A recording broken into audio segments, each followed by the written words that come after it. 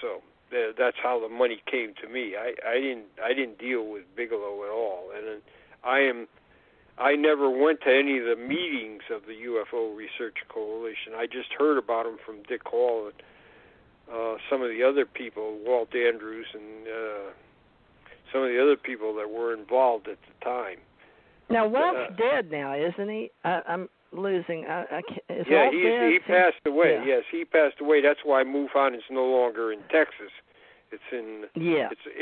It's moved as a new director's appointed. It's moved. So well, they have Jan to move HARZAN was in California, and I know Captain, unless he's moved, was down there at the Cincinnati line, and I was in across the line. I was over in Beaver Dam, Kentucky. Had to go through Louisville and go over to Cincinnati. And I think that's where he and his wife are picking up the ball to hold it for us until we get everybody organized again and public relations and who's doing what. But as far as I know, the directors, some of them look fairly young. I don't even know who they are anymore. I think the captain's the only one I know on MUFON. But folks, we've got a lot of work to do, and we can't unorganize what we've already got organized. So here's the problem. A lot of people don't want to do it. Mm-hmm. Yeah. Go ahead. Here's the problem. A lot of people do research and investigations, and it's a lot of effort, and especially investigations. If you do it right, it takes a lot of effort, and then writing it up and sending it in, and then to have it disappear like it has with a lot of old organizations or individuals when they pass. Steve Putnam ran the two-state study group. When he passed, his wife threw everything in the dumpster. Great. Okay. In fact, she called some of the people that Steve Putnam worked with, and she said, "Come on over and you can." Now, what she did is, before she called anybody, she got a dumpster out at her house. She threw all the stuff that Putnam had personally in the dumpster and had it carted away. Then she called these people to come over. And then she said, "Oh, I'm sorry, it's just been carted away."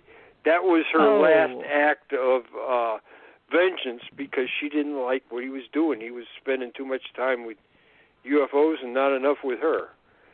So, wow. So that's part of our culture. Suzanne needs to hear this. We're gonna. That's real vengeance for you, let me tell you. Wow. Yeah, there's nobody really has the right to destroy those things, and so we really have to. Boy, was she angry! She was. Really, that is just really an angry person. So, but also we have to think that maybe there was something actually really wrong with her, that she would think that was a good way to handle things.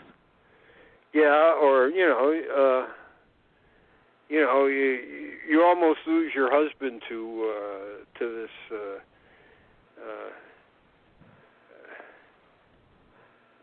ephemeral phenomena that's going on. Mm-hmm. So I can see. There are a lot of women that are unhappy about the way that their husbands get so involved in this that they. And it's not. In some cases, it's wives too that get too involved.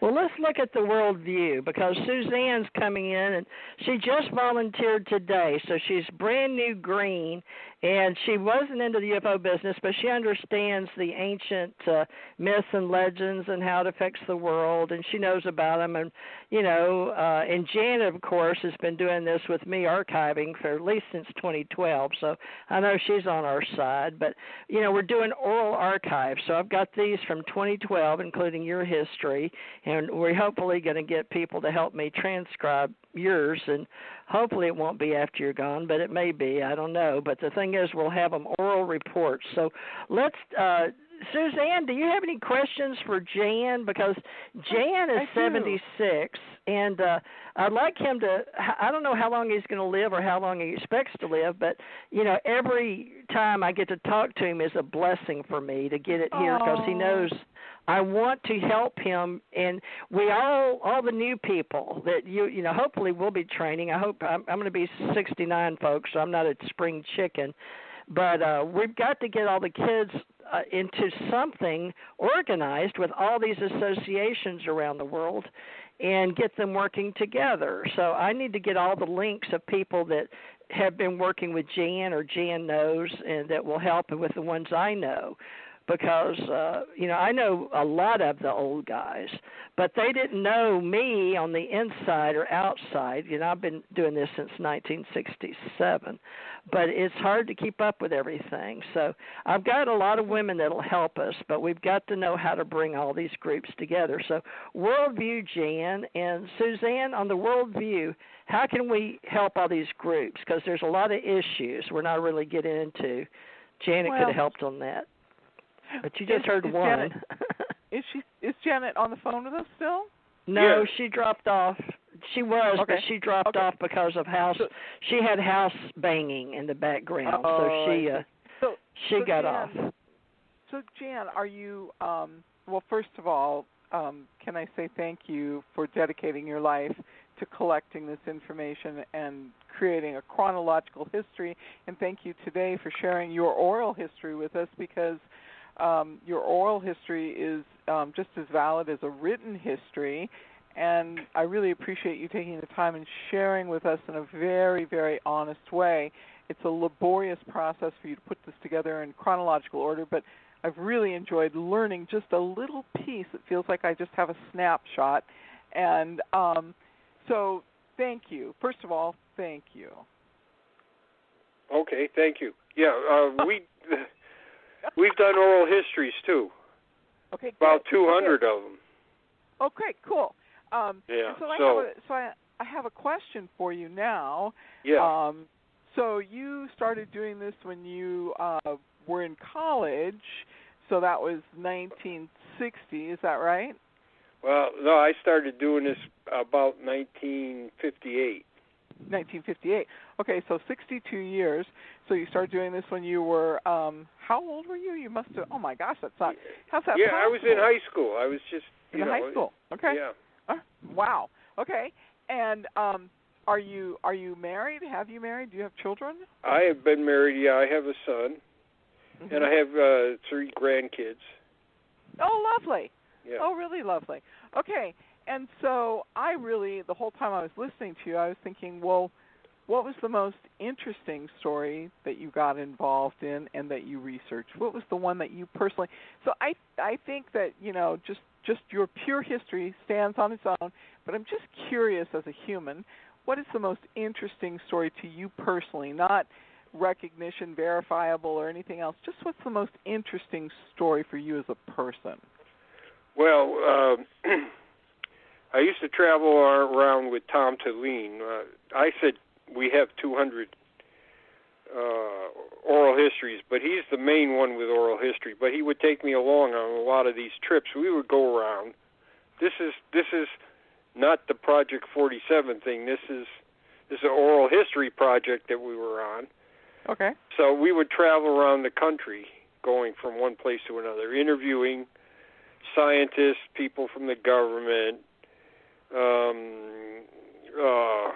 witnesses, and I think we had started out in Arizona, and then we made our way. We did a couple interviews there, and then we made our way to New Mexico. We interviewed a witness there, went through Texas and Oklahoma, and ended up in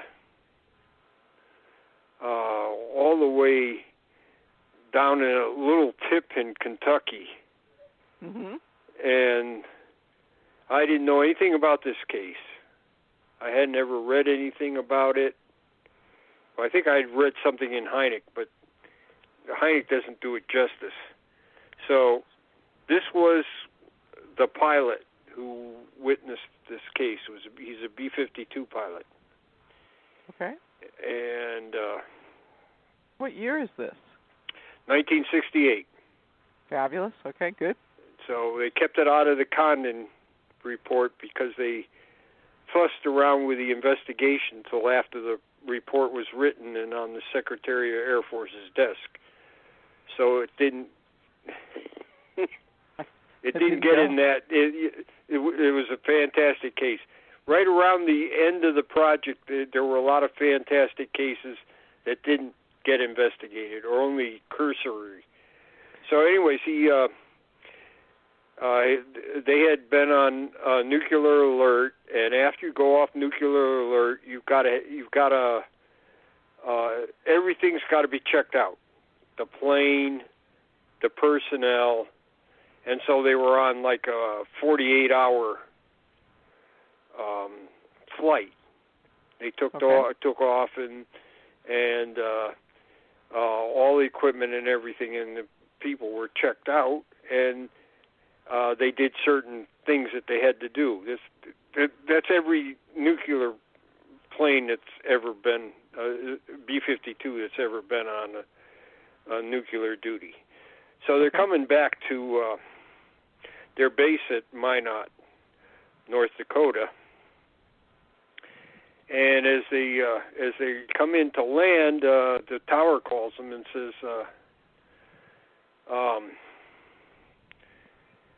"We've got something that we want you to check out." And he says, "What is it? What is it?" He says, "Just keep flying where you are. It's coming to you."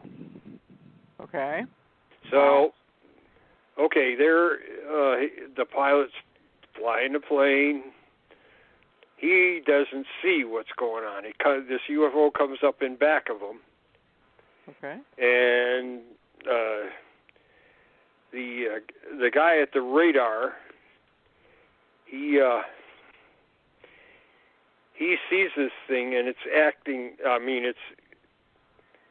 it's going over 1,000 miles an hour. And it's in back of the plane, and it's going from one side to the other and doing all kinds of weird things, and it's fairly big. And so he starts taking pictures from the radar. No way. Pictures of the radar. No way. Okay. So he's taking a radar picture. Well, it's just, he just knew to do it. I mean, that's the way they're trained, Okay. So it's something unusual, so he's going to take a picture, and he takes a whole bunch of radar pictures. The pilot hasn't seen it because it's in the back of him, but he knows it's there because they're telling him that. So they come into land, and the thing is following them. And at a certain point, the radios go out. Now, this is a nuclear-capable aircraft. Right. The radios don't go out. If a radio goes out, they have another one just exactly the same that they can turn that one on. Okay. Both radios go on. They have redundant systems. Both radios go off. Switching to other frequencies doesn't do anything.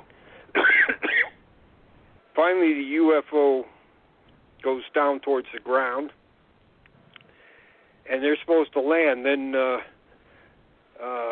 voice besides the controller at the control tower comes on and tells them to go around and make another.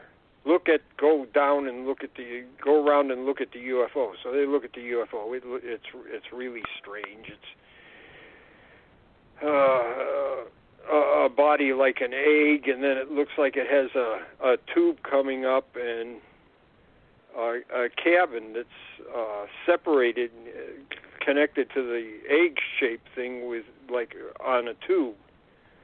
Okay. And so they come back around. Now, they didn't have permission to land, but the pilot said, "I'm going to land it." That's bad news. You don't do that. You don't. It's. But anyways, that's what he did. So he's coming in, and it's flying alongside him, and he gets a good view of it. So. Wow. There's several pilots on the plane. One guy was just there for a checkout, but he's the senior guy. So they land. Now the tower knows what's going on, and the tower says, "Send the senior man out here to the operation